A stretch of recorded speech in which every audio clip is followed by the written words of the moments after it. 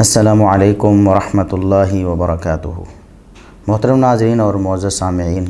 اسلام media کے plate form سے افطار ٹرانسمیشن کے ساتھ بندہ ناچیز حافظ ابو یحییٰ ایک دفعہ پھر آپ کے سامنے حاضر ہے۔ کل کی لائیو ٹرانسمیشن میں ہم نے یہ بتایا تھا کہ مولانا مودودی صاحب کی جو خلافت و ملوکیت ہے، یہ کتاب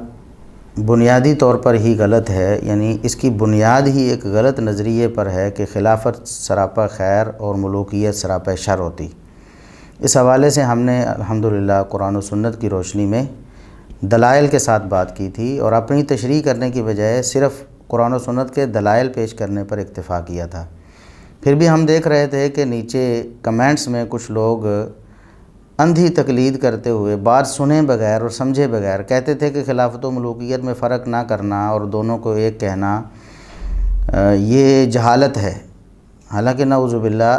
ہم تو قرآن کریم سے پیش کر رہے تھے کہ ملوکیت کو اچھا کہا گیا، ملوکیت کو انبیاء کی طرف منسوب کیا گیا، انبیاء کو بادشاہ کہا گیا، اور اسی طرح نبی کریم صلی اللہ علیہ وسلم کی احادیث ہم پیش کر رہے تھے جن میں ملوکیت کو رحمت بھی قرار دیا گیا، اور خلافت کو بھی بسا اوقات خلیفہ برا ہو تو اس کو برا کہا گیا، خلفاء کو برا کہا گیا۔ تو یہ بات تو ہم قرآن و سنت کی نصوص کے ذریعے ثابت کر رہے تھے، پھر بھی تقلید کا برا ہو کہ وہ سوچنے ہی نہیں دیتی، انسان کو غور کرنے ہی نہیں دیتی، قرآن اور حدیث کے دلائل کو بھی نہیں دیکھنے دیتی۔ تو آج ہم انشاءاللہ کچھ چیزیں آگے فردر ذکر کرتے ہیں۔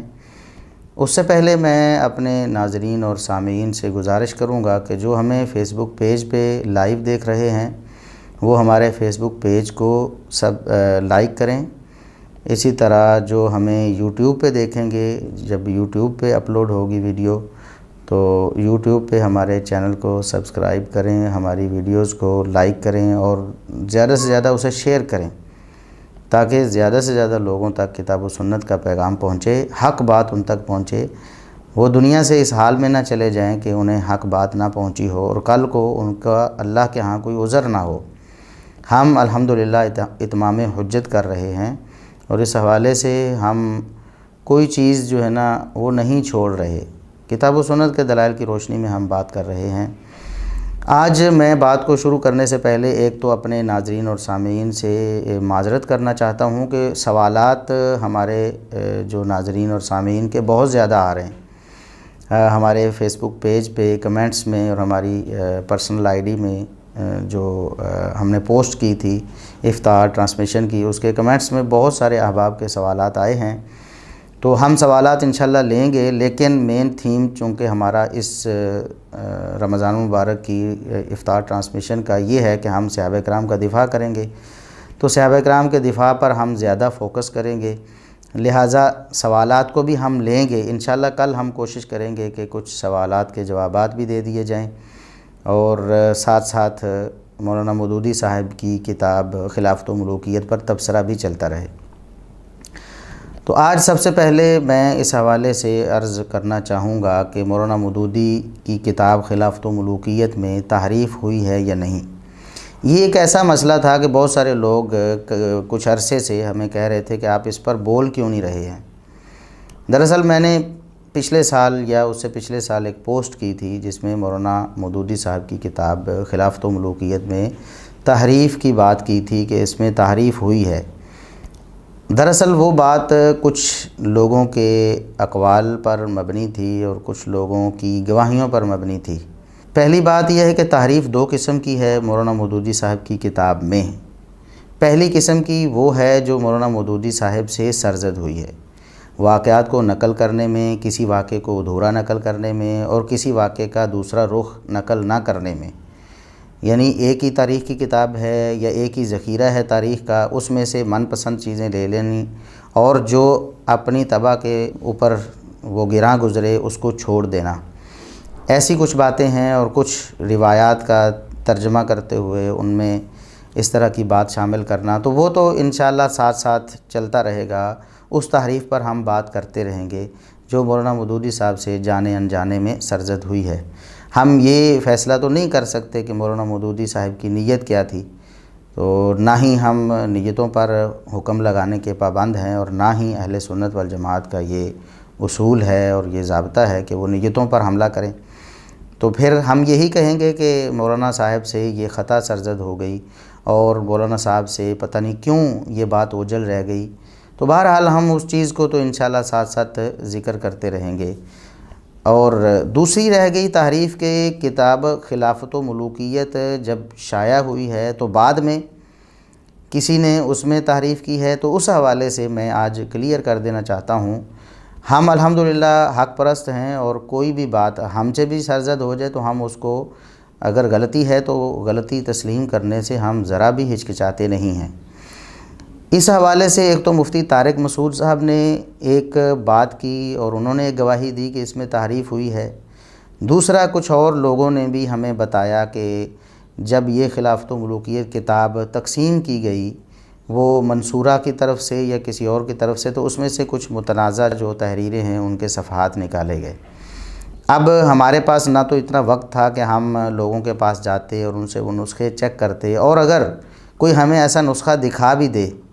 جس میں کچھ صفحات نکلے ہوئے ہیں، تو ہم اس بات کو کیسے طے کر سکتے ہیں کہ یہ صفحات انتظامیہ کی جانب سے یا مولانا مودودی صاحب کے جو ادارے کے منتظمین ہیں ان کی طرف سے نکالے گئے ہیں یا اس شخص نے خود نکال لیے۔ لہٰذا انصاف کا یہی تقاضا ہے کہ اس بات کو دلیل نہ بنایا جائے، ورنہ تو لوگ تو کہتے ہیں، لوگ کہہ رہے ہیں۔ ابھی کچھ دن پہلے بھی ایک بھائی نے مجھے بتایا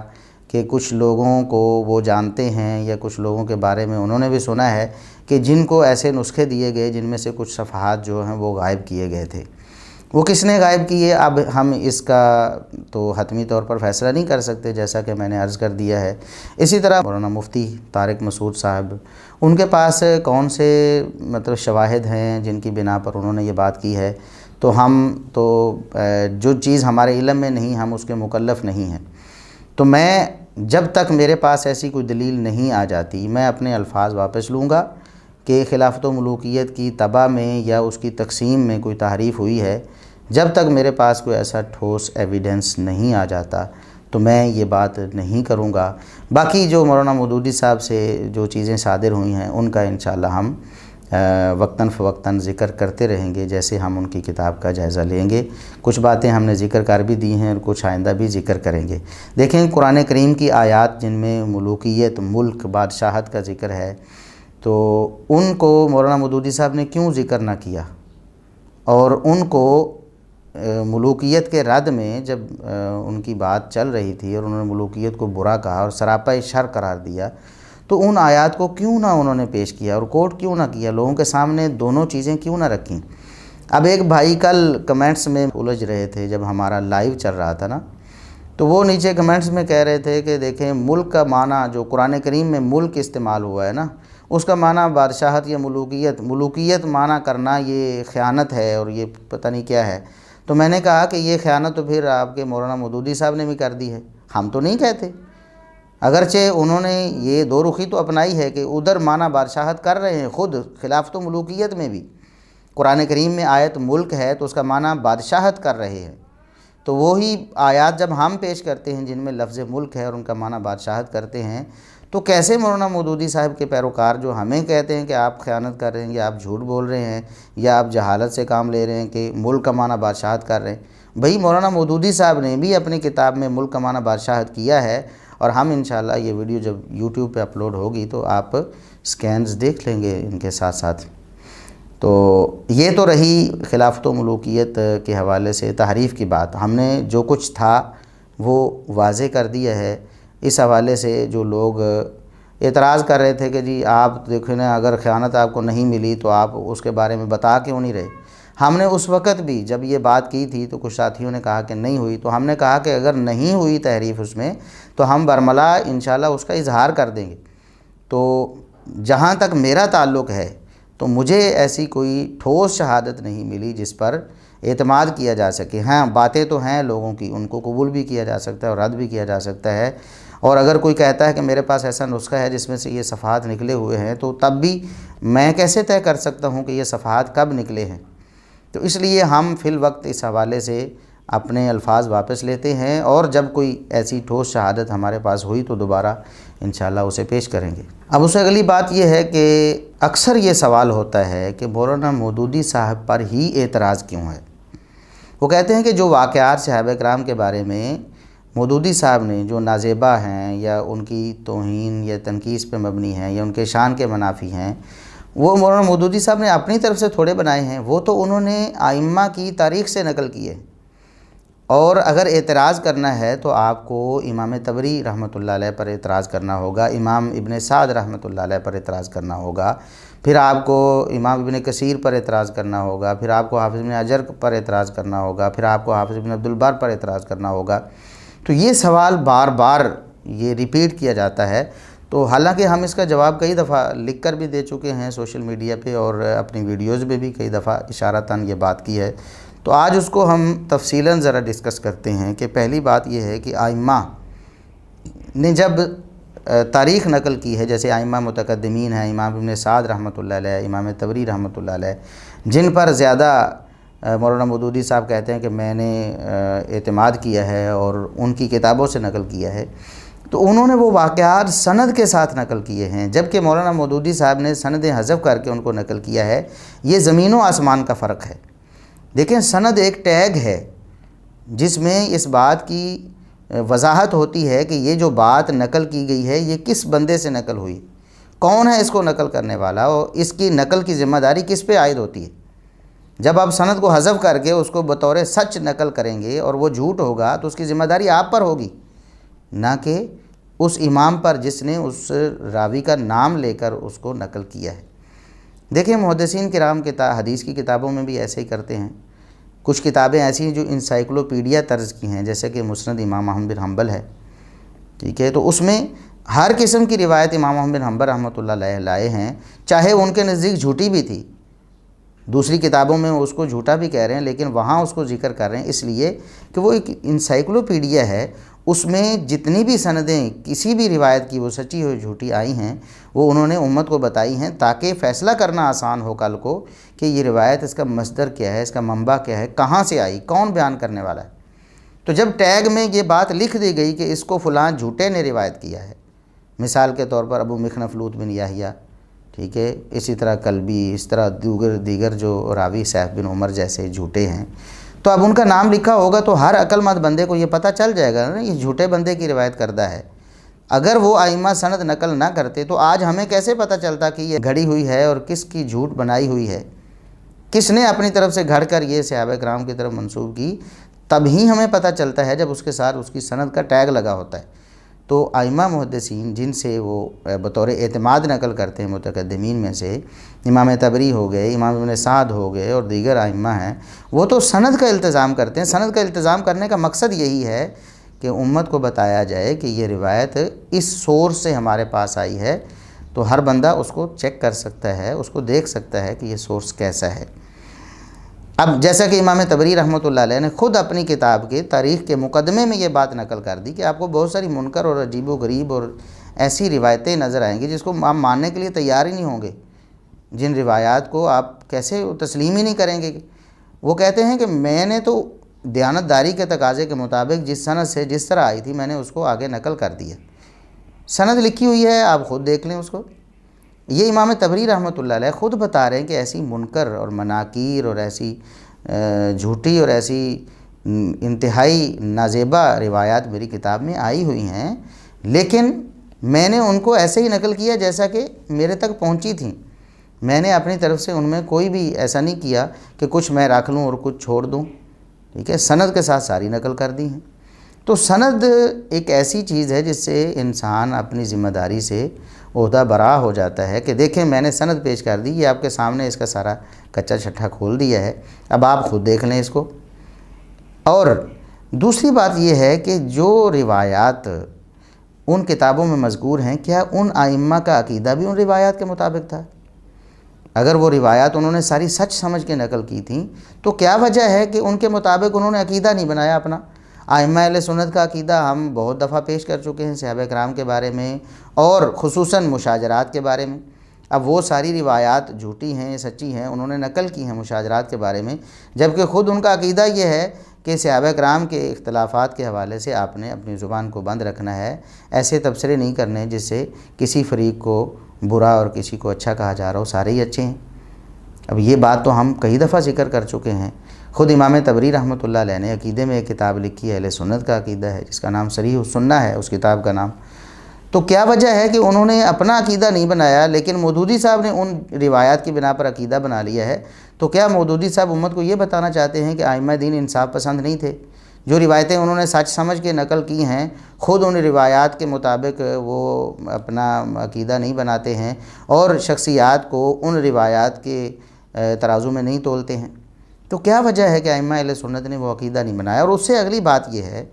کہ مولانا مودودی صاحب نے اپنی کتاب خلافت و ملوکیت میں کچھ روایات تو نقل کر لیں تاریخ طبری سے اور طبقات ابن سعد سے اور تاریخ ابن اسیر سے اور اسی طرح دیگر کتابوں سے، حافظ ابن کثیر رحمۃ اللہ علیہ کے البدایہ والنہایہ سے اور حافظ ابن حجر رحمۃ اللہ علیہ کی کتابوں سے، وہ انہوں نے یہ روایات تو نقل کر لی ہیں جو ان کے فائدے کے لیے ہیں یا جو ان کے مقدمے کو مضبوط کرتی ہیں، بغیر یہ دیکھے کہ اس کی سند کیا ہے۔ لیکن جو روایات ان کے خلاف تھیں، جو ان کے عقیدے پر زد ڈالتی تھیں، وہ روایت انہوں نے چھوڑ دی ہیں۔ پھر ان روایات کو انہوں نے کیوں نہیں لیا؟ اب یہی تاریخ طبری ہے، یہی طبقات ابن سعد، یہی دیگر تاریخ کی کتابیں ہیں، ان میں ائمہ دین نے سندوں کے ساتھ یہ باتیں بھی نقل کی ہوئی ہیں جو سیدنا ابوبکر رضی اللہ عنہ کی ناموس کے خلاف ہیں یا ان کو نعوذ باللہ عدل و انصاف سے عاری قرار دیتی ہیں، اور روافظ ان روایات کو پیش کر کے اہل سنت پر اعتراض کرتے ہیں۔ آپ دیکھ لیں ان کے یوٹیوب چینلز بھرے پڑے ہیں ان روایات سے جو انہوں نے انہی تاریخ کی کتابوں سے نکالی ہیں اور صحابہ کرام پر وہ دشنام کے لیے ان کو استعمال کر رہے ہیں۔ اب مثال کے طور پر سیدنا ابوبکر صدیق رضی اللہ عنہ کا باغ فتح کے حوالے سے حق تلفی کرنا نعوذ باللہ، یہ سارا تھیم بھی ان کتابوں میں موجود ہے۔ اگر کوئی کہے تو ہم اس کو حوالے پیش کرنے کے لیے تیار ہیں۔ سیدنا عمر رضی اللہ عنہ نے سیدہ فاطمہ رضی اللہ عنہا کو دھمکی دی، میں تمہارا گھر جلا دوں گا۔ اب دیکھیں یہ روافظ کا ایک بہت بڑا ایک ہتھیار ہے کہ سیدنا عمر رضی اللہ عنہ کو بدنام کرنے کے لیے کہ نعوذ باللہ انہوں نے سیدہ فاطمہ رضی اللہ عنہا کے گھر کو آگ لگائی اور ان کا بچہ گرا دیا نعوذ باللہ۔ تو وہ کہتے ہیں آپ کی کتاب میں تو لکھا ہوا تو انہوں نے دھمکی دی، تو کیا مودودی صاحب نے اس روایت کو نقل کیا ہے اور سیدنا عمر رضی اللہ عنہ کے خلاف اس سے کوئی استدلال کیا ہے؟ نہیں نقل کیا نا۔ کیوں نہیں نقل کیا؟ کیا وجہ تھی؟ وہ جو کہہ رہے ہیں کہ میں خلافت راشدہ کی خصوصیات جو ہے نا وہ ان تاریخ کی کتابوں سے لے کر آیا ہوں، تو یہ پھر روافظ کے نزدیک تو یہ بھی ایک خصوصیت ہے نعوذ باللہ کہ عمر رضی اللہ عنہ وہ سیدہ فاطمہ رضی اللہ عنہا کا گھر جلانا چاہتے ہیں اور دھمکی دے رہے ہیں انہیں۔ تو کیا یہ سیدنا عمر رضی اللہ عنہ کے بارے میں مان لی جائے گی بات؟ نہیں مانیں گی، نہ مودودی صاحب مانتے ہیں نہ ہم مانتے ہیں۔ کیوں نہیں مانتے؟ بھئی اس کی سند صحیح نہیں۔ لیکن دوسری روایتوں کی سند دیکھے بغیر وہ کہتے ہیں کہ نہیں جی ہم تو مانتے ہیں انہیں، اور لوگ کہتے ہیں جی مولانا مودودی صاحب کا کیا قصور ہے؟ بھئی یہ قصور ہے، پک اینڈ چوز کیا ہے انہوں نے، وہی جھوٹی روایت اپنے خلاف آئی ہیں تو نہیں لی،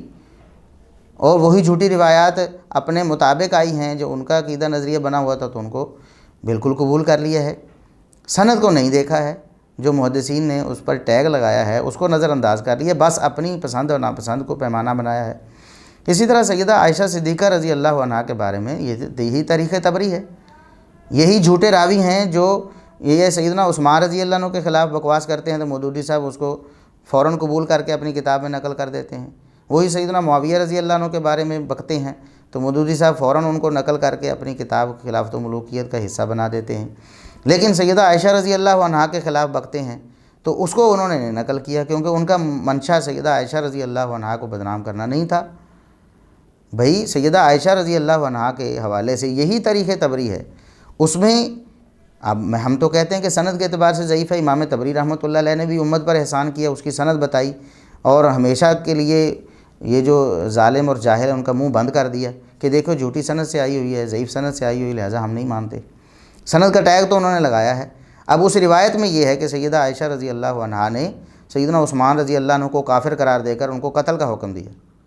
بعد میں جب سیدنا عثمان رضی اللہ عنہ شہید ہو گئے تو وہ رونے لگیں اور پریشانی کا اظہار کرنے لگیں، تو ایک بندے نے اٹھ کر کہا کہ خود تو آپ نے انہیں کافر کہا تھا اور قتل کرنے کا حکم دیا تھا ہمیں، اور آج آپ جناب یہ جھوٹا وویلا کر رہی ہیں۔ اب دیکھیں نعوذ باللہ سیدہ عائشہ صدیقہ رضی اللہ عنہا کے حوالے سے ایسی بات کیسے ہم قبول کر لیں؟ سند تو دیکھیں اس کی، کون جھوٹ بول رہا ہے اس میں۔ ہم تو کہتے ہیں کہ سند کو معیار بنایا جائے گا۔ یہ ائمہ نے جو نقل کی ہیں، یہ اب امام طبری رحمۃ اللہ علیہ نے تو یہ بھی نقل کی ہے، پھر مولانا مودودی صاحب نے یہ کیوں نقل نہیں کی؟ یہ مولانا مودودی صاحب کا قصور ہے جو ہم کہتے ہیں کہ انہوں نے ایک تو سندیں حذف کر کے یہ امت پر ظلم ڈھایا ہے۔ دیکھیں محدثین نے جب سندیں نقل کیں اس دور میں، جس دور میں انہوں نے کتابیں لکھیں، ہر بندے کو پتہ تھا کہ سیف بن عمر کیسا جھوٹا راوی ہے، ٹھیک ہے، ہشام الکلبی کیسا ایسا ہے، اور ابو مخنف لوط بن یحییٰ کیسا دجال ہے، سب کو پتہ تھا۔ انہوں نے نام اس کا لکھ دیا سند میں تو سب کو پتہ چل گیا کہ یہ جھوٹی روایت ہے، اس پر اعتماد نہیں کیا جا سکتا، لہٰذا امت نے اعتماد کیا بھی نہیں۔ لیکن مولانا مودودی صاحب نے یہ کیا کہ وہاں سے سند تو حذف کر دی، ان جھوٹوں کے نام وہاں سے نکال دیے۔ انہیں چاہیے تھا کہ جب روایت نقل کرتے، انصاف تو یہ تھا، روایت نقل کر دیتے، بالکل نقل کرتے، ہم کب کہتے ہیں نہ نقل کرتے، روایت نقل کرتے لیکن ساتھ لکھ دیتے اس کو فلاں جھوٹے نے روایت کیا ہے، اس کو فلاں جھوٹے نے روایت کیا ہے۔ لیکن چیجے کہ وہ ایسا کرتے، الٹا انہوں نے جب اعتراض کیا گیا کہ یہ راوی ایسے ایسے ہیں تو انہوں نے آگے ان کا بھی دفاع کیا، بھی ان کی باتیں تو ہم چھوڑ دیں تو پھر ہمارے پاس تاریخ ہی نہیں رہے گی،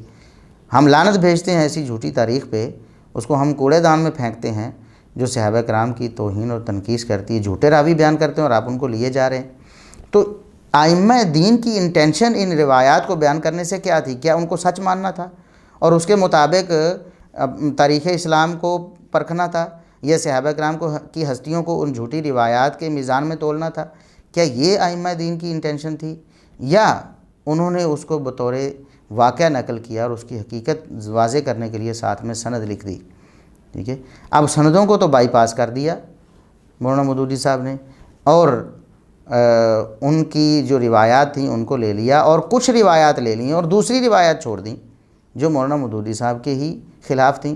اسی طرح سیدنا عثمان رضی اللہ عنہ کے حق میں بھی روایات موجود ہیں تاریخ طبری میں اور طبقات ابن سعد وغیرہ میں، وہ تو نقل نہیں کی، جہاں سے پتہ چلتا ہے کہ انہوں نے یہ غلطی نہیں کی، یہ بھی غلطی نہیں، یہ بھی غلطی نہیں کی، لیکن وہ روایات انہوں نے نقل کر دیں جو نعوذ باللہ ان کی شان میں تنقیص کا باعث تھیں، جو ان کو نعوذ باللہ جرم وار قرار دے رہی تھیں، وہ نقل کر دیں انہوں نے۔ اسی طرح سیدنا معاویہ رضی اللہ عنہ کے بارے میں کیا تاریخ طبری طبقات ابن سعد میں ایسی روایات نہیں ہیں جن سے ان کی فضیلت اور ان کا عدل و انصاف ثابت ہوتا ہے؟ تاریخ کی کتابوں میں ہم نے الحمدللہ پورے دلائل کے ساتھ اور ٹھوس شواہد کے ساتھ، صحیح سندوں کے ساتھ ان کے فضائل و مناقب بیان کیے، ان کا عدل و انصاف بھی بیان کیا ہے انہی تاریخ کی کتابوں سے۔ مولانا مودودی صاحب نے وہ تو نقل نہیں کیا۔ اب بتائیں کہ کیا یہ مولانا مودودی صاحب کا انصاف تھا؟ کیا سیدنا معاویہ رضی اللہ عنہ کے حق میں روایات ان کو ہضم نہیں ہوتی تھیں؟ وہ کیوں نہیں انہوں نے نقل کی؟ یہ قصور ہے مولانا مودودی صاحب کا، یہ اعتراض ہے ان پر۔ اب انشاءاللہ امید ہے کہ آپ لوگوں کو بات سمجھ آ گئی ہوگی اور آئندہ کوئی یہ اعتراض نہیں کر سکے گا، کیوں کرے بھی۔ اب دیکھیں کہ مولانا مودودی صاحب سے ہمیں کوئی ذاتی دشمنی نہیں، ہم تو ان کا نام بھی احترام سے لیتے ہیں، لیکن جہاں انہوں نے ٹھوکر کھائی ہے اور اتنی بڑی لغزش میں پڑے ہیں اور امت کے ایک بڑے طبقے کو انہوں نے دھکیل دیا ہے انحراف کی طرف، تو وہاں تو ہم احترام کے ساتھ، پھر بھی احترام کے ساتھ نام لے کر ان کی علمی غلطی واضح کریں گے۔ اعتراض ان پر اس لیے ہے کہ ایک تو انہوں نے سندوں کا التزام نہیں کیا، ائمہ دین نے سندوں کا التزام کیا، دوسرا ائمہ دین نے ان جھوٹی روایات سے وہ عقیدہ نہیں بنایا جو مولانا مودودی صاحب نے بنا لیا، اور تیسرا ائمہ دین نے تو ہر قسم کی روایات نقل کی، سچی بھی جھوٹی بھی، ٹھیک ہے، اور جو ان کے حق میں پڑتی ہیں وہ بھی، جو ان کے خلاف پڑتی ہیں وہ بھی۔ تو مولانا مودودی صاحب نے پک اینڈ چوز کر کے اپنے مطلب کی روایات وہاں سے جھوٹی نکال لی اور اپنے خلاف سچی روایات کو چھوڑ دیا۔ اب یہ ہم آگے جا کے یہ بیان کرنے والے ہیں۔ مولانا مودودی صاحب خود فرماتے ہیں کہ یہ بڑی ہٹ درمی کی بات ہے کہ ایک انسان معتبر روایات کو چھوڑ دے جو اپنے خلاف پڑھ رہی ہوں، اور ضعیف روایات کو لے لے جو اپنے خواہش کے مطابق آ رہی ہوں۔ اب میں ان کی عبارت آپ کو پڑھ کے سناتا ہوں۔ وہ کہتے ہیں کہ میں نے جن ائمہ سے روایات لی ہیں، جیسا کہ امام طبری کی انہوں نے تعریفیں کی، امام ابن سعد کی تعریفیں کی، امام ابن عبد البر کی تعریفیں کی، اس طرح دیگر ائمہ کی، تو ہم کہتے ہیں ائمہ تو واقعی بڑے بڑے کبار ائمہ تھے، حافظ بن کثیر رحمۃ اللہ علیہ، حافظ بن حجر رحمۃ اللہ علیہ، ان کی جلالت شان میں تو کوئی مسئلہ نہیں ہے، اور ہم نے وضاحت کر دی ہے کہ انہوں نے روایات کس طور پہ نقل کی ہیں۔ وہ تو تاریخ کی کتاب مرتب کر رہے ہیں تو اس میں انہوں نے سارے واقعات لے کے آنے جو بھی تاریخ میں آئے ہیں، ٹھیک ہے۔ انہوں نے یہ تو نہیں کہا کہ یہ سچے ہیں اور ہمارا ان پر ایمان ہے اور اس وجہ سے ہم سیدنا عثمان رضی اللہ عنہ پر اقربا پروری کا الزام لگا رہے ہیں اور سیدنا معاویہ رضی اللہ عنہ پر نعوذ باللہ یہ الزام لگا رہے ہیں، ایسا تو نہیں کہا انہوں نے۔ وہ تو خوش تھے، راضی تھے، ان کی بھی تعریف کرتے تھے اور ان کو بھی نیک سمجھتے تھے اور ان کے بھی عدل و انصاف کے معترف تھے۔ لیکن یہاں مولانا صاحب خود لکھتے ہیں کہ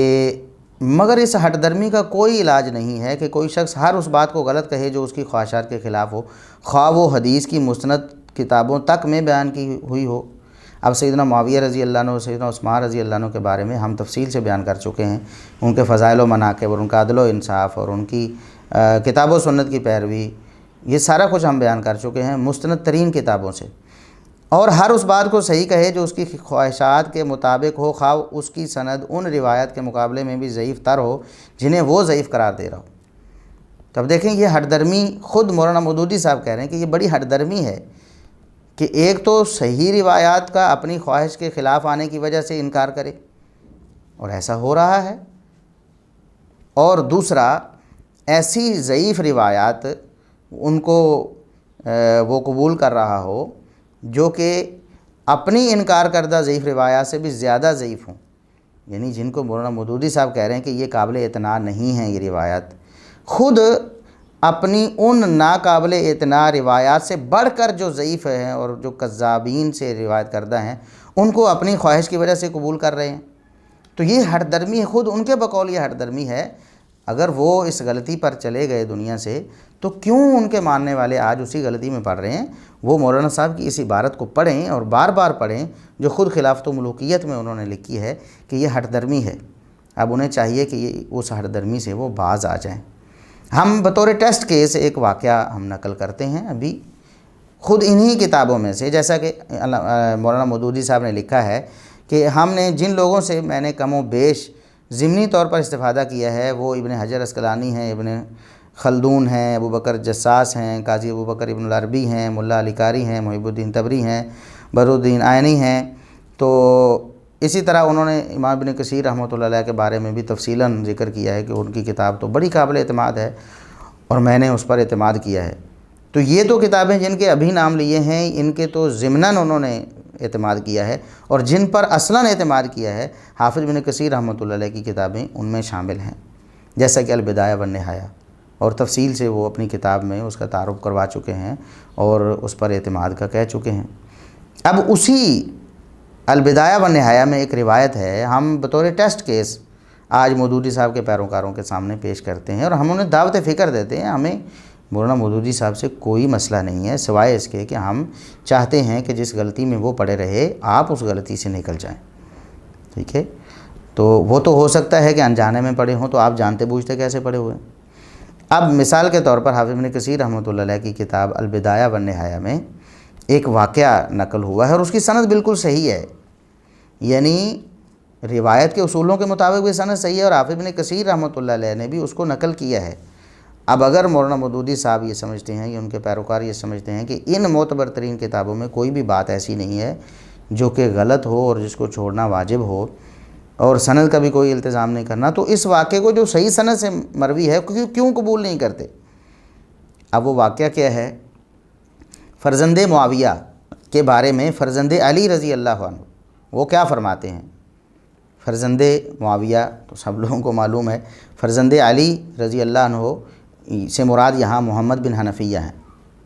محمد بن حنفیہ رحمۃ اللہ علیہ وہ سیدنا علی رضی اللہ عنہ کے فرزند ہیں، اور ان سے صحیح سند سے ایک واقعہ منقول ہے جو البدایہ والنہایہ میں حافظ بن کثیر رحمۃ اللہ علیہ نے نقل کیا ہے کہ جب کچھ لوگ ان کے پاس آئے کہ ہم بیعت توڑنا چاہتے ہیں فرزند معاویہ کی، تو وہ آپ بھی ہمارا ساتھ دیں اس بیعت کو توڑنے میں، آپ بھی بیعت توڑیں، ہم اس کے خلاف خروج کرنا چاہتے ہیں آپ بھی اس کے خلاف خروج کریں، تلوار اٹھانا چاہتے ہیں آپ بھی تلوار اٹھائیں۔ تو انہوں نے کہا کہ تم غلط کہہ رہے ہو۔ بتانے والوں نے ان کے سامنے یہ کہا جی وہ شراب پیتا ہے، وہ ایسا کرتا ہے، کتاب و سنت کی مخالفت کرتا ہے، وہ تو دین کے مخالف بنا ہوا ہے، تو ہم اس لیے اس کی بیعت توڑنا چاہتے ہیں۔ اس وقت محمد بن حنفیہ رحمۃ اللہ علیہ نے فرمایا تم جو کچھ کہہ رہے ہو سب غلط ہے، اور تم جو کچھ کہہ رہے ہو دور بیٹھے کسی سے سن کر کہہ رہے ہو، میں خود اتنا عرصہ اس کے پاس رہا ہوں جس بندے کی تم بات کر رہے ہو، میں نے اس کو نیک پایا ہے، نماز روزے کا پابند پایا ہے، میں نے اس کو کتاب و سنت کا پابند پایا ہے، اور وہ دین کا حریص ہے اور دین کو سمجھنے والا ہے، اور یہ سارا کچھ میں نے اپنی آنکھوں سے دیکھا ہے، آج تم کیسے مجھے یہ کہہ رہے ہو؟ پھر انہوں نے کچھ اور باتیں بھی کیں۔ تو محمد بن حنفیہ رحمۃ اللہ علیہ جو فرزند علی ہیں، انہوں نے صاف صاف ساری باتوں کا انکار کر دیا اور پوری تعدیل کی ہے فرزند معاویہ کی، اور انکار کیا، اور انہوں نے کہا بالکل غلط ہے یہ تم کرنے جا رہے ہو، میں کسی طور پر اس میں شامل نہیں ہونے والا۔ اور انہوں نے کہا کہ آپ اپنے بچوں کو کہہ دیں، اپنی اولاد کو کہہ دیں وہ ہمارا ساتھ دیں۔ انہوں نے کہا کہ ایک گناہ میں نہیں پڑھنا چاہتا، میں اپنی اولاد کو کیوں اس گناہ میں ملوث کروں گا؟ خبردار، میرا فیصلہ یہی ہے کہ تم اللہ کی نافرمانی میں مخلوق کی اطاعت نہ کرو، یہ جو تم کرنے جا رہے ہو کسی کی بات مان کر، یہ تم اللہ کی نافرمانی کر رہے ہو، میں اس اللہ کی نافرمانی میں تمہارا بالکل ساتھ نہیں دے رہا، اور یہ اعلان کر رہا ہوں کہ تم اللہ کی نافرمانی کر رہے ہو۔ یہ البدایہ والنہایہ ہے، حافظ ابن کثیر رحمۃ اللہ علیہ ہیں، وہی معتبر ترین تاریخ کی کتابیں ہیں، وہی معتبر ترین ائمہ ہیں، لیکن چونکہ نہ مودودی صاحب کو یہ بات پسند ہے نہ ان کے پیروکاروں کو یہ بات پسند ہے، وہ اس بات کو ماننے کے لیے تیار ہی نہیں، خواہ اس کی سند کتنی صحیح ہے۔ بات سمجھے نا، جو مودودی صاحب نے کہا نا کہ یہ تو ہٹ درمی ہے، اس کا کوئی علاج نہیں کہ کوئی شخص ہر اس بات کو غلط کہے جو اس کی خواہشات کے خلاف ہو، چاہے کتنی مستند ترین کتابوں میں ہو، چاہے حدیث کی کتابوں میں آ جائے۔ تو بات یہ ہے کہ یہ ہٹ درمی ہے بھائی، اس سے باز آ جائیں آپ۔ ہم آپ کو دعوت فکر دیتے ہیں، بار بار ہم یہ عرض کر رہے ہیں، ہم آپ کی اصلاح چاہتے ہیں۔ یہ جو جھوٹ ہے تاریخ میں اور اس طرح کے جو غلیظ واقعات ہیں جو دشمنان صحابہ نے گھڑے ہیں، آپ ان کو صرف اس لیے پسند کیے جا رہے ہیں کہ آپ کی طبع کے مطابق ہیں۔ کیوں بھائی؟ آپ کا معیار کیا ہے؟ کیا ضعیف کو ضعیف کہنے میں صرف آپ کی پسند کا اختیار ہے کہ جس کو آپ پسند کریں وہ ضعیف ہو جائے، اور جس کو آپ ناپسند کریں وہ ضعیف ہو جائے، جس کو آپ پسند کریں وہ صحیح ہو جائے؟ کیا یہی معیار ہے؟ اگر یہ معیار ہے تو کتنا یہ منافقانہ معیار ہے، اور کتنا یہ دجل اور فریب ہے امت کے ساتھ کہ آپ ایسا معیار مقرر کر رہے ہیں۔ کوئی دوسرا اٹھے گا وہ اپنے معیار کے مطابق جو اس کو پسند آئیں گی وہ وہاں سے نقل کر انہی جھوٹوں سے صاحب بن عمر سے ہی، محمد بن عمر واقدی سے ہی، یہی کلبی سے ہی، یہ ابو مخنف لوط بن یحییٰ سے ہی، یہی وہ روایتیں یہاں سے ہی لینا شروع کر دے گا، اور وہ کہے گا دیکھیں میرا تو تاریخ کے بارے میں یہ نظریہ ہے، ٹھیک ہے، میں تو اس کو یہ سمجھتا ہوں، فلاں کو غلط سمجھتا ہوں، میں سیدنا علی رضی اللہ عنہ کے بارے میں یہ الزام لگاتا ہوں، نعوذ باللہ۔ کوئی کہے گا میں سیدنا حسن و حسین رضی اللہ عنہما کے بارے میں ایسی بات کرتا ہوں، کوئی کہے گا میں ابو بکر و عمر رضی اللہ عنہما کے بارے میں وہی بات کرتا ہوں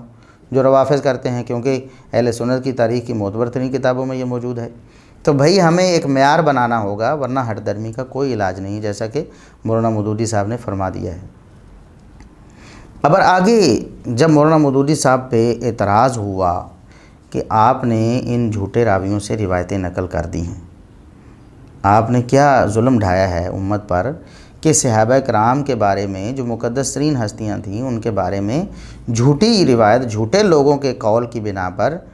ان کی گھڑنتوں کی بنا پر صحابہ کرام کو متون کرنا شروع کر دیا ہے، یہ آپ نے غلط کیا ہے۔ تو بجائے اس کے کہ مولانا مودودی صاحب رجوع کرتے تو انہوں نے ایک نئی بات وہاں چھوڑ دی، انہوں نے کہا کہ بعض حضرات تاریخی روایت کو جانچنے کے لیے اسماء و رجال کی کتابیں کھول کر بیٹھ جاتے ہیں اور کہتے ہیں کہ فلاں فلاں راویوں کو ائمہ رجال نے مجروح قرار دیا ہے، اور فلاں راوی جس وقت کا واقعہ بیان کرتا ہے اس وقت وہ بچہ تھا یا پیدا ہی نہیں ہوا تھا، یعنی منقطع روایات بھی ہیں، اور فلاں راوی اس روایت کو جو بیان کرتا ہے اس سے ملا ہی نہیں۔ اسی طرح وہ تاریخی روایت پر تنقید حدیث کے اصول استعمال کرتے ہیں اور اس بنا پر ان کو رد کر دیتے ہیں کہ فلاں واقعہ سند کے بغیر نقل کیا گیا ہے۔ یعنی مولانا مودودی صاحب اس بات کو مان رہے ہیں کہ کذابین، مجروحین کی روایات میری کتاب میں موجود ہیں جن سے میں نے استدلال و استنباط کیا ہے، اسی طرح منقطع سند کے ساتھ اور بے سند، بے سر و پا روایات بھی میری کتاب میں موجود ہیں جو میں نے تاریخ کی کتابوں سے نقل کی ہوئی ہیں۔ یہ باتیں ماننے کے بعد بھی انہوں نے اپنی غلطی تسلیم نہیں کی، بلکہ آگے سے کہا کہ اب تاریخ پر تو وہ اصول نہیں نا اپلائی کیے جا سکتے جو حدیث کے لیے محدثین نے بنائے تھے، اور بلکہ وہ کہتے ہیں کہ حدیث میں تو صرف احکامی حدیث کے بارے میں، یہ جو احکامی احادیث کے بارے میں یہ جو اصول تھے کہ یہ حرام و حلال اور فرض و واجب وغیرہ ان معاملات کو جو ہے نا وہ جانچا جائے گا راویوں کے حوالے سے اور سند کے حوالے سے، باقی تو جو بھی گپیں آئیں انہیں قبول کیا جائے گا۔ تو ہم پوچھتے ہیں کہ مولانا مودودی صاحب تو اب دنیا میں نہیں ہیں، ان کے پیروکار ہی ذرا ہمیں جواب دیں کہ اگر تاریخ میں راویوں کے حالات اور سند کا اتصال وغیرہ شرائط نہیں تھیں تو بتائیں کہ آپ ان مورخین کو کیا سمجھتے ہیں؟ کیا عقل مند سمجھتے ہیں کہ انہوں نے اپنی کتابوں کو، تاریخ کی کتابوں کو سندوں سے بھر دیا ہے؟ یہی طبقات ابن سعد مولانا مودودی صاحب جس سے حوالے پیش کرتے ہیں، یہی تاریخ تبری اور یہی دیگر تاریخ کی کتابیں، تو محدثین وہاں جس طرح حدیث کو نقل کرتے ہوئے سندیں نقل کرتے ہیں، جس طرح تفسیر کو نقل کرتے ہوئے سندیں نقل کرتے ہیں، اسی طرح تاریخ کو نقل کرتے ہوئے وہی سندیں، وہی رجال، اسی طرح کی سارا کچھ وہی کرتے ہیں۔ کیوں کرتے ہیں؟ اگر تاریخ میں سندوں کی کوئی اہمیت نہیں تھی اور کوئی ضرورت نہیں تھی تو پھر محدثین نے کیوں ایسے کیا کہ تاریخ میں سندوں کی بھرپار کی؟ کیوں کیا ایسے؟ ان کو تو چھوڑ دینا چاہیے تھا، بس سندیں حذف کر دیتے، بھئی یہ تو حدیث کے لیے تھیں اور وہ بھی احکام والی احادیث کے لیے، باقی تو جو مرضی کرو، آپ جھوٹی روایات سے فضائل بیان کرو، جھوٹی روایات سے کچھ بھی کرتے رہو، ٹھیک ہے۔ اور اسی طرح تفسیر میں بھی کوئی بندہ کہے گا میں اس کی یہ تفسیر کرنا چاہتا ہوں جو کہ ساری امت نے نہیں کی، صحابہ نے اس کے خلاف تفسیر کی، تابعین نے، تبع تابعین، ائمہ دین نے، وہ کہے گا کہ نہیں جی سندوں کی تو ضرورت ہی نہیں ہے، بس ٹھیک ہے یہ جھوٹا قول مجھے ملا ہے لیکن میں تو اسے سچا ہی سمجھتا ہوں کیونکہ میرے ذہن کے مطابق یہ قرآن کی بالکل صحیح تفسیر ہے، تو وہ اس کو نقل کرتا رہے گا۔ وہ قادیانی بھی پھر اپنی دلیلیں بناتے رہیں گے، ان کے پاس بھی جھوٹی روایتیں کثرت سے ہیں۔ بھئی کیا کرو گے؟ تاریخ ہو، تفسیر ہو، حدیث ہو، کچھ بھی ہو، ہر ایک میں جب روایات کو نقل کرنے کا سلسلہ آئے گا تو اس میں یہی سند، یہی راوی، یہی اصول، یہی ضوابط ہوں گے۔ اور قرآن کریم نے سورہ حجرات میں جو بیان فرمایا ہے، یا ایھا الذین آمنوا ان جاءکم فاسق بنبأ فتبینوا، تمہارے پاس ایک خبر بھی کسی فاسق سے آتی ہے تو اس کی بھی تمہیں تحقیق کرنی پڑے گی، اس پر اعتماد نہیں کرنا تم نے، کیونکہ بعد میں تمہیں ندامت اٹھانی پڑے گی۔ اور یہ ندامت دیکھیں نا مسلمان اٹھا رہے ہیں، یہ جنہوں نے تاریخ پر اندھا اعتماد کیا ہے سندیں دیکھے بغیر، قرآن کریم کے اس حکم کے بھی وہ مخالف بنے ہوئے ہیں، اور مولانا مودودی صاحب بھی قرآن کے اس حکم کے خلاف لکھ رہے ہیں کہ یہ تو صرف احکامی احادیث کے بارے میں۔ مجھے بتائیں کہ یہ جو قرآن کریم کی آیت ہے کہ ان جاءکم فاسق بنبأ، کوئی بھی خبر وہ حدیث سے تعلق رکھتی ہو، وہ تاریخ سے، وہ تفسیر سے، کسی بھی تعلق رکھتی ہو، کوئی بھی خبر تمہارے پاس آئے، اگر اس کا بیان کرنے والا معتبر نہیں ہے تو تم نے اس پر اعتماد نہیں کرنا، ورنہ شرمسار ہو جاؤ، شرمندہ ہوگے، دنیا میں نہیں تو قیامت کے دن تو ضرور شرمندہ ہوگے نا۔ ان صحابہ کرام کا ہاتھ ہوگا اور آپ کا گریبان ہوگا کہ ہمارے حوالے سے تم جھوٹی روایتیں بھی قبول کرتے رہے، پتہ بھی چل گیا کہ فلاں دجال جھوٹا ہے، پھر بھی اس کی روایتیں تم نے قبول کی ہیں۔ اور پھر یہ جو کہتے ہیں کہ فلاں امام نے فلاں راوی پر سخت جرح کرنے کے باوجود بھی تاریخ کے حوالے سے اس کا قول نقل کر دیا، تو میں پہلے بھی اس بارے میں عرض کر چکا ہوں کہ ان کی جو کتب تھی وہ ایک انسائکلوپیڈیا طرز کی تھی، جس میں انہوں نے ہر ایک کے قول کو جگہ دینی تھی، یہ فیصلہ کرنا نہیں تھا کہ یہ صحیح ہے یہ غلط ہے۔ اگر تو کسی نے فیصلہ کیا ہے قرآن و سنت کے اصولوں کے خلاف، کسی جھوٹے کی روایت کو نقل کر دیا ہے، یا صحابہ کرام کے بارے میں کسی جھوٹے کی روایت کو نقل کرنے کی بنا پر صحابی کے بارے میں وہ عقیدہ بنا لیا، تو آپ پیش کریں۔ چاہیے تھا نا مولانا مودودی صاحب کو بھی کہ دیکھیں امام ابن سعد رحمۃ اللہ علیہ یا امام تبری رحمۃ اللہ علیہ نے اس جھوٹے کی روایت نقل کی اور کہا کہ میں اس پر ایمان لاتا ہوں اور میں اس کی تصدیق کرتا ہوں، یہ بالکل سچ ہے اگرچہ جھوٹا بیان کر رہا ہے، کیونکہ یہ تاریخ ہے، یہ حدیث تھوڑی ہے۔ اگر ایسا تھا تو انہیں چاہیے تھا کہ وہ حوالہ پیش کرتے۔ اب حافظ ابن حجر رحمۃ اللہ علیہ نے اگر سخت جرح کرنے کے باوجود یا نقل کرنے کے باوجود اپنی کسی کتاب میں واقدی کا یا صیب بن عمر کا یہ کوئی قول نقل کر دیا ہے تو اس لیے تھوڑا نقل کیا ہے کہ وہ اس کو سچا جان رہے ہیں، اس لیے نقل کیا ہے کہ وہ لوگوں کو بتائیں کہ یہ قول کس کس کا ہے۔ اس بارے میں تاریخ کے حوالے سے یہ جو واقعہ اس کے بارے میں اس کی تاریخ کس سن میں پیش آیا، اس کے بارے میں 3-4 اقوال ہیں، یا ایک قول ہے یا 2 قول ہیں، اور اس قول کو کہنے والا کون ہے اس کو نقل کر دیا بس۔ اب یہ تھوڑا تھا کہ اس جھوٹے پر انہوں نے اعتماد کر لیا ہے اور اسی کو بنیاد بنا کر آپ نے صحابہ کرام کے خلاف، سیدنا عثمان رضی اللہ عنہ کے خلاف، سیدنا عمر رضی اللہ عنہ کے خلاف، وہ بھی ذکر کرنے والے ہیں انشاءاللہ نیکسٹ ویڈیو میں، کہ سیدنا عمر رضی اللہ عنہ پر بھی بہتان لگا دیا جھوٹی روایت کی بنا پر، ضعیف روایت کی بنا پر۔ اسی طرح سیدنا معاویہ رضی اللہ عنہ کے خلاف طوفان بدتمیزی کھڑا کر دیا جھوٹے راویوں نے، اور مولانا مودودی صاحب نے بغیر کسی جانچ اور پرکھ کے اسے لے لیا۔ اب ہم یہ پوچھتے ہیں کہ اگر یہی ایک طریقہ ہے کہ صاحب بن عمر، ہشام الکلبی، ابو مخنولود بن یحییٰ جیسے جو جھوٹے راوی ہیں ان کی روایتیں قبول کرنی ہیں، تو مجھے بتائیں کہ ان کو جھوٹا کہا گیا حدیث رسول میں؟ یہ تو مودودی صاحب بھی مانتے ہیں کہ حدیث کے حوالے سے سخت مجروح ہیں۔ اب جس شخص پر یہ الزام لگایا محدثین نے اور اس کی حدیث کو رد کر دیا کہ یہ حدیثیں گھڑتا تھا، خود گھڑ کر رسول اللہ صلی اللہ علیہ وسلم کی طرف منسوب کرتا تھا، مجھے بتائیں کہ جو رسول اللہ صلی اللہ علیہ وسلم پر جھوٹ بولنے سے نہیں شرماتا، اسے صحابہ کرام پر جھوٹ بولنے میں کتنی شرم آتی ہوگی؟ کیا یہی عدل و انصاف کا تقاضا ہے؟ پیٹنٹ جھوٹا ہے جو نبی پاک صلی اللہ علیہ وسلم پر جھوٹ بولنے سے نہیں شرما رہا، ایک مسلمان ہے، اسلام کا نام لیوا ہے، کتنا خیال کرتا ہوگا کہ نبی پاک پر مجھ سے جھوٹ نہ بولا جائے، لیکن یہ ایسا دریدہ دہن ہے، یہ ایسا خبیث النفس ہے جو نبی پاک صلی اللہ علیہ وسلم پر بھی جھوٹ بول رہا ہے دیدہ دلیری سے، وہ کیا سیدنا عثمان رضی اللہ عنہ پر جھوٹ نہیں بولے گا؟ وہ سیدنا معاویہ رضی اللہ عنہ پر جھوٹ نہیں بولے گا؟ کیسے آپ نے یہ طے کر لیا کہ نبی پاک صلی اللہ علیہ وسلم پر تو جھوٹ بول سکتا ہے لیکن سیدنا عثمان رضی اللہ عنہ پر جھوٹ نہیں بول سکتا وہ؟ ہم انشاءاللہ ان راویوں کے بارے میں آئندہ سیشن میں تفصیل سے آپ لوگوں کے سامنے یہ ساری تفصیل رکھیں گے، ساری باتیں بتائیں گے محدثین نے ان پر جو جرح کی ہے، اور ان کی کرتوتیں بتائیں گے آپ کو، پھر فیصلہ آپ پر چھوڑیں گے کہ کیا ایسے راویوں کی صحابہ کرام کے بارے میں روایات قبول کرنا ایک مسلمان کا شیوا ہو سکتا ہے؟ کیسے گنجائش نکل سکتی ہے کہ ایسے جھوٹے راویوں کی روایتیں آپ قبول کر لیں؟ اور اس کے بعد ہم تو یہاں تک یہ کہتے ہیں کہ اگر آج کوئی مولانا مودودی صاحب کے بارے میں کوئی جھوٹا شخص یا ایسا جو کردار کا برا ہے وہ مولانا مودودی صاحب کی زندگی کے بارے میں کہے نا کہ میں نے ان کو یہ کرتے دیکھا، میں نے ان کو جھوٹ بولتے سنا، میں نے یہ کرتے دیکھا، تو ہم تو اس کی بات پر اعتماد نہیں کرتے۔ مولانا مودودی صاحب کے بارے میں تو ہم صحابہ کرام کے بارے میں کیسے اعتماد کر لیں؟ ابھی کچھ دن پہلے ہمارے معروف قلمکار بزرگ دوست ہیں جناب ابو بکر قدوسی صاحب، مکتبہ قدوسیہ کے روح رواں ہیں، تو انہوں نے اپنی فیس بک پر یہ بات لکھی کہ ایک دن ان کا ایک مجلس میں آمنا سامنا ہو گیا مولانا مودودی صاحب کے بیٹے سے۔ اب وہ بیٹا جو ہے وہ ناخلف ہے مولانا مودودی صاحب کی تعلیمات پہ،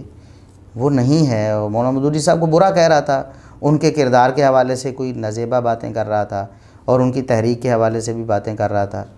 تو یہ ہمارے اہل حدیث اہل سنت لوگوں کا عالم یہ ہے کہ وہ مولانا مودودی صاحب کے بارے میں بھی کسی ایسے شخص کی گواہی قبول نہیں کرتے اور کسی ایسے شخص کی روایت کو قبول نہیں کرتے جو ان کے منہج پر نہیں ہے یا جو برا ہے، جس کی برائی واضح ہو چکی ہے۔ خود یہ مولانا مودودی صاحب کا بیٹا ہے جو مولانا مودودی صاحب کے بارے میں ایسی باتیں کر رہا ہے۔ اب ہمیں تو چاہیے تھا کہ ہم جھٹ سے، اگر ہم ناانصاف ہوتے ایسے لوگوں کی طرح، تو ہم فوراً جھٹ سے کہتے کہ یہ تو مولانا مودودی صاحب کا اپنا بیٹا ہے جو ان کے گھر میں تھا، ان کی خلوت و جلوت کا وہ شاہد ہے، تو ہم عینی شاہد کی روایت کیسے رد کر دیں؟ ٹھیک ہے، تو ہم ان کی روایت کو قبول کر لیتے مولانا مودودی صاحب کے بیٹے کی، لیکن ہم نے مولانا مودودی صاحب کے حوالے سے بھی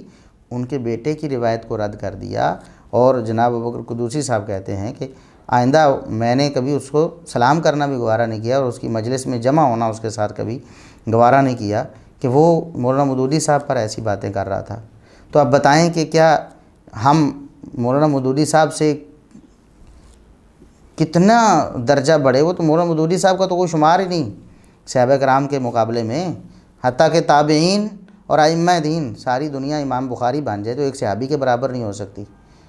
تو کیسے جب ہم مولانا مودودی صاحب کے بارے میں بھی، حالانکہ ہم ان کے سخت ناقد ہیں، ہم ان کو سمجھتے ہیں کہ اس حوالے سے وہ راہ حق سے ہٹے ہوئے تھے، اس کے باوجود ہم ان کے بیٹے کی گواہی ان کے بارے میں قبول نہیں کر رہے کیونکہ وہ باکردار نہیں ہے، تو کیسے ہو سکتا ہے کہ لعنتی جھوٹے کذاب گھرنتوں کے جو فیکٹریوں کے مالک تھے ان کی روایات صحابہ کرام کے بارے میں ہم قبول کر لیں؟ ہم ایسے ناانصاف نہیں ہو سکتے۔ اللہ رب العزت ہمیں کبھی بھی ایسا ناانصاف نہ بنائے۔ پھر حیرت کی بات یہ ہے کہ ایک جگہ مودودی صاحب نے خود لکھا ہے کہ کسی بزرگ ہستی کے کام کو میں تب ہی غلط کہتا ہوں جب وہ قابل اعتماد ذرائع سے ثابت ہو۔ وہ کہتے ہیں کہ جب تک کوئی کام قابل اعتماد ذرائع سے ثابت نہ ہو جائے میں کسی صحابی پر، کسی بزرگ ہستی پر اس کا الزام نہیں دھرتا۔ لیکن وہ جو قابل اعتماد ذرائع ہیں وہ کون سے ہیں؟ یہ مولانا مودودی صاحب دنیا سے چلے گئے ہیں بغیر بتائے، اور اگر ہم غور کریں تو ہمیں ایک ہی ذریعہ نظر آتا ہے، وہ مولانا مودودی صاحب کی پسند اور ناپسند ہے۔ آپ مجھے بتائیں کہ آخر وہ کون سے قابل اعتماد ذرائع ہیں جو انہوں نے صحابہ کرام کی غلطیوں کو بیان کرنے کے لیے یا ان پر الزام اور بہتان لگانے کے لیے انہوں نے ان کو قابل اعتماد سمجھ لیا ہے؟ وہ کون سے ذرائع ہیں؟ ہمیں بتائیں نا، کوئی بتائے مولانا مودودی صاحب کا پیروکار کون سے ذرائع تھے وہ۔ اب یہ جھوٹے راوی جو ہیں، سہیب بن عمر جیسے، کلبی جیسے، ابو مخنف لوط بن یحییٰ جیسے، خود مودودی صاحب مان رہے ہیں کہ یہ سخت مجروح ہیں، ائمہ نے ان سے حدیث چھوڑ دی ہے، ان سے نہیں نقل کی، لیکن ان کی روایت جو ہے صحابہ کرام کے بارے میں قبول کر رہے ہیں۔ کیا یہ معتبر ذرائع ہیں مولانا مودودی صاحب کے پاس؟ اگر یہ نہیں ہیں معتبر ذرائع، بلکہ وہ سمجھتے ہیں کہ میں جس روایت کو صحیح سمجھوں گا اس کو نقل کر دوں گا، تو پھر یہ کیا ہے؟ ہمیں بتایا جائے۔ وہی جھوٹے راوی اگر دوسرے صحابہ پر تبرہ کر رہے ہوتے ہیں، ابو بکر و عمر رضی اللہ عنہما کے خلاف کوئی جھوٹی روایت بیان کر رہے ہوتے ہیں، یا سیدہ عائشہ رضی اللہ عنہا کے خلاف، یا سیدنا علی رضی اللہ عنہ کے خلاف، یا سیدنا حسن و حسین رضی اللہ عنہما کے خلاف کوئی بات ایسی گھڑنتل بیان کر رہے ہوتے ہیں، تو اس وقت تو مودودی صاحب اس کو نہیں لیتے، کوئی بھی قبول نہیں کرے گا۔ کوئی مسلمان کیسے قبول کر لے گا کسی جھوٹے کی سیدنا علی رضی اللہ عنہ کے خلاف بکواس کو؟ ہم تو ایسے بدبخت کو قریب بھی نہیں پھٹکنے دیں گے۔ ہم تو لوگوں کو بتائیں گے کہ یہ فلاں جھوٹے کی کارستانی ہے، سیدنا علی رضی اللہ عنہ نے قطعاً ایسا نہ کہا ہے، نہ بولا ہے، نہ کیا ہے۔ پھر کیسے ممکن ہے کہ آپ سیدنا عمر رضی اللہ عنہ کے بارے میں، سیدنا عثمان رضی اللہ عنہ کے بارے میں، سیدنا معاویہ رضی اللہ عنہ کے بارے میں انہی جھوٹوں کی ساری روایتوں کو قبول کیے جا رہے ہیں، اور جو اعتراض کر رہا ہے آپ اس کو حدیث اور تاریخ کا خانہ ساز فرق بنا کر لوگوں کو یہ بتانا چاہتے ہیں کہ میں نے بالکل ٹھیک کیا ہے، صحابہ کرام کے بارے میں جھوٹوں سے بھی روایتیں لے لی ہیں، سخت مجروح راویوں سے بھی روایتیں لے لی ہیں، تو ٹھیک کیا ہے۔ تو بہرحال ہم اللہ رب العزت سے یہ دعا کرتے ہیں کہ اللہ رب العزت ہمیں صحابہ کرام کے حوالے سے غیرت مند بنائے، اور صحابہ کرام کے حوالے سے کسی جھوٹے کی کوئی روایت کبھی قبول نہ کرنے والا ہمیں بنائے۔ ایسا نہ ہو کہ صحابہ کرام کے حوالے سے جھوٹی روایت کو قبول کریں تو بات دور تک چلی جائے گی، کون بچے گا پھر؟ کوئی نہیں بچے گا۔ یہ روافظ میں عرض کر چکا ہوں کہ ہمیشہ ایسے ہی کرتے ہیں، تاریخ سے جھوٹی روایت نقل کرتے ہیں، جن کو ائمہ نے ٹیگ لگا کر فلاں جھوٹے نے یہ بیان کیا ہے، وہ نقل کیا ہوا تھا، اس کا نام لکھا ہوا ہے۔ آج کسی جھوٹے کا آپ نام سنتے تو فوراً آپ کو پتہ چل جاتا ہے کہ اس بات کا کتنا کوئی اعتبار ہوگا۔ آپ سورس پوچھتے ہیں آپ کو کہ یہ بات کس نے بتائی، اگر پیٹنٹ جھوٹا کوئی ہے تو آپ کو اس وقت اس بات کی حیثیت کا پتہ چل جائے گا کہ نہیں، کیونکہ اس کا نام آ گیا ہے۔ اب صحابہ کرام کے حوالے سے پیٹنٹ جھوٹے راویوں کی روایتیں جب آپ کے سامنے آئیں، پھر آپ آگے سے یہی عذر کریں کہ یہ تو اصول جو ہیں نا، یہ تو حدیث کے لیے ہیں، یہ تاریخ کے لیے تھوڑے ہیں۔ بھئی حدیث اور تاریخ میں کیسے فرق آپ کرتے ہیں؟ مجھے بتائیں، کوئی بتائے نا کہ یہ سورہ حجرات میں جو اللہ رب العزت نے فرمایا کہ ان جاءکم فاسق بنبأ فتبین، فاسق کوئی بھی خبر لے کر آئے تو اس پر اعتماد نہیں کرنا آپ نے، ورنہ تم بعد میں شرمندہ ہو جاؤ گے۔ تو اس شرمندگی سے بچنے کا طریقہ، دنیا میں بھی شرمندگی سے بچیں، آخرت میں بھی شرمندگی سے بچیں۔ اور آخر میں اپنے احباب سے بھی یہ عرض کرنا چاہتا ہوں، سوالات احباب نے بھیجے تھے، اور کچھ سوالات ان میں سے ایسے ہیں جن کے جوابات ہم پہلے ہی دے چکے ہیں۔ مثال کے طور پر کل پرسوں ایک بھائی وہ کمنٹ کر رہے تھے، اور وطر کے قنوت وطر کے حوالے سے، رکوع سے پہلے کرنی ہے بعد میں کرنی ہے، دونوں طرح جائز ہے یا ایک طرح جائز ہے، قنوت وطر میں ہاتھ اٹھانے ہیں نہیں اٹھانے ہیں، اسی طرح کچھ اور سوالات تھے وہ کر رہے تھے۔ حالانکہ ان میں سے اکثر سوالات کے جوابات ہم پہلے دے چکے ہیں۔ ایک سوال ہمارے بھائی جو ہیں وہ آصف اقبال جنجوعہ صاحب